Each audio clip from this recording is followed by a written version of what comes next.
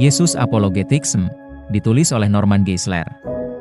Dan membahas bagaimana Yesus menggunakan apologetika, pembelaan iman, dalam pelayanannya. Yesus sebagai ahli apologetika. Jika apologetika didefinisikan sebagai memberikan bukti dan argumen untuk kebenaran iman Kristen, maka Yesus adalah seorang apologet. Yesus adalah seorang evidensialis, penganut pembuktian, bukan seorang fideis, penganut iman buta, karena dia tidak meminta orang percaya tanpa bukti. Sebaliknya, Yesus memberikan argumen yang sangat persuasif untuk mendukung klaim kebenarannya. Yesus melibatkan orang secara apologetik, setidaknya dalam 9 cara berbeda yang disesuaikan dengan pendengarnya. 1. Penggunaan kesaksian, saksi. Dalam Yohanes 5, Yesus menghadirkan 5 saksi yang kredibel. Yohanes Pembaptis, pekerjaan-pekerjaannya, Bapa, Perjanjian Lama, dan Musa. Kekuatan argumen Yesus terletak pada integritas dan kredibilitas saksi-saksinya. Yesus memberikan alasan dan bukti. Dia tidak mengharapkan pendengarnya hanya melakukan lompatan iman yang buta. Bukti yang diberikan mencakup peristiwa langsung, saksi mata, dan kejadian supranatural. 2. Penggunaan mukjizat.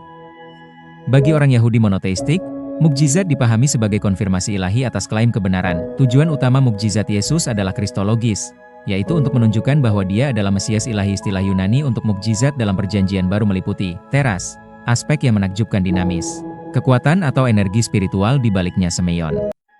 Tanda untuk mengenali atau mengautentikasi pesan dari Tuhan Yesus, menunjukkan kuasa atas setiap kategori kosmos, berdasarkan kategori Aristoteles, seperti substansi, air menjadi anggur, kuantitas, memberi makan 5.000 orang, dan kualitas, menyembuhkan orang buta. 3. Penggunaan kebangkitan. Kebangkitan adalah mukjizat puncak dan pantas mendapat perhatian khusus. Yesus mengklaim sebagai sumber kehidupan dan pemenang atas kematian fisik. Pendiri agama lain mati, tetapi hanya Kristus yang menubuatkan dan menyelesaikan kebangkitannya dari kematian. Kebangkitan juga merupakan penggenapan nubuat Perjanjian Lama tentang Mesias. Mazmur 16 ayat 10, Mazmur 2 ayat 7.4. Penggunaan akal budi, logika. Yesus adalah seorang pemikir brilian yang menggunakan hukum logika untuk mengungkapkan kebenaran dan membongkar argumen lawan. Dia menggunakan logika untuk mengekspos kesalahan orang Farisi dan ahli Taurat. Metode yang digunakan termasuk menunjukkan kontradiksi, kesalahan logika, silogisme, dan argumen a fortiori.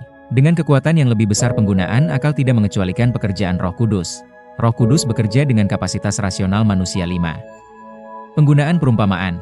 Perumpamaan digunakan untuk menyampaikan pesan dan membujuk audiens yang mungkin tidak bisa dicapai dengan wacana langsung. Metode ini membantu mengurangi pelanggaran langsung dari klaim keilahian yang terlalu berat bagi sebagian orang. Teknik apologetika Yesus menggunakan gambaran Perjanjian Lama tentang Tuhan, Gembala, batu karang, dan menerapkannya pada dirinya sendiri, yang secara implisit menyatakan, "Saya adalah Tuhan." 6.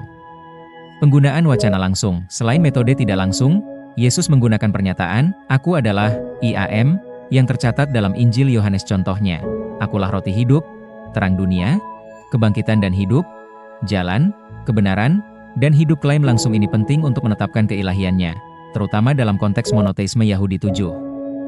Penggunaan nubuat, prediksi. Tanda nabi sejati adalah kemampuan memprediksi masa depan tanpa salah. Ulangan 18, hanya Tuhan yang dapat secara akurat dan berulang kali memprediksi masa depan yang jauh.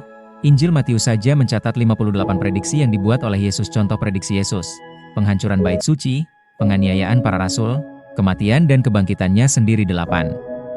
Penggenapan nubuat Perjanjian Lama. Yesus sadar bahwa dia sedang menggenapi nubuat PL tentang dirinya. Tidak ada pemimpin agama lain yang memiliki serangkaian prediksi jangka panjang yang dibuat ratusan tahun sebelumnya dan semuanya terpenuhi. Contoh nubuat spesifik yang digenapi: benih perempuan, Kejadian 3 ayat 15, dari suku Yehuda.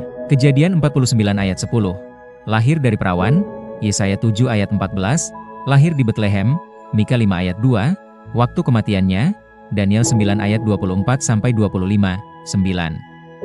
Argumen keberadaan Allah. Yesus tidak perlu membuktikan keberadaan Allah secara langsung karena audiensnya, Yahudi, sudah percaya. Namun, Yesus setuju dengan implikasi argumen teistik klasik, argumen eksistensial. Kebutuhan manusia akan Tuhan menunjukkan bahwa Tuhan itu ada. Jika ada rasa haus, pasti ada air. Argumen teleologis. Desain-desain cerdas, seperti mata dan telinga, menyiratkan perancang cerdas. Mazmur 94 ayat 9. Argumen kosmologis. Langit menceritakan kemuliaan Allah. Sebab. Akibat. 10.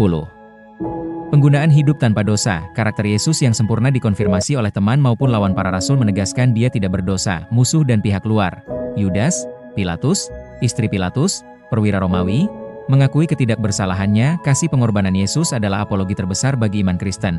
Kasih menarik orang dan kebenaran mencerahkan mereka. Kesimpulan 1. Yesus mengandalkan Roh Kudus untuk menginsafkan dan meyakinkan pendengarnya akan kebenaran. 2. Yesus tahu batas apologetika. Seseorang bisa menolak percaya meskipun melihat bukti kuat, bahkan jika ada orang bangkit dari kematian. 3. Apologetika dapat menuntun kuda ke air, menunjukkan kebenaran kepada akal, tetapi hanya Roh Kudus yang dapat membuatnya minum, meyakinkan hati.